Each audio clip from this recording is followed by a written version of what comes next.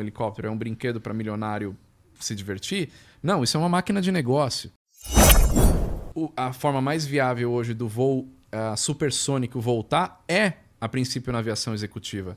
Porque um cara que vai comprar um avião executivo hoje, que pode pagar 80 milhões de dólares num Gulfstream, por exemplo, esse cara ele pode pagar 100 milhões de dólares num avião, um avião executivo supersônico, porque o tempo dele custa.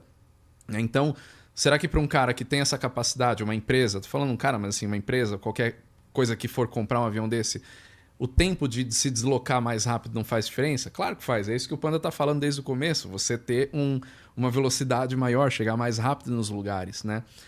Então você tem várias áreas da aviação, a aviação comercial tem essa realidade, mas a aviação executiva, por exemplo, ela abre portas, ela cria novas empresas. Então quando você vê a aviação executiva e acha que um jato executivo, um helicóptero é um brinquedo para milionário se divertir, não, isso é uma máquina de negócio.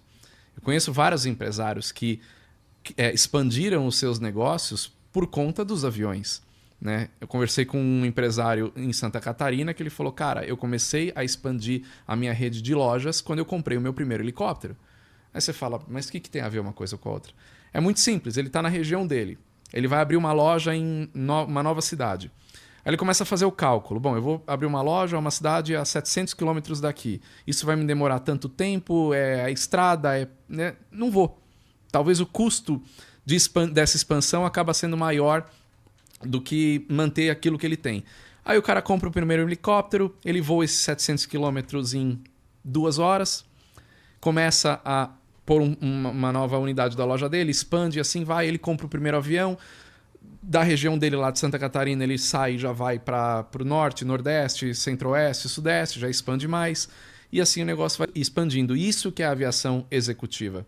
Então um avião de 80 milhões de dólares dentro de uma empresa, por que um avião custa isso? Porque é um avião com uma ultra capacidade de fazer um voo entre São Paulo e China sem escala.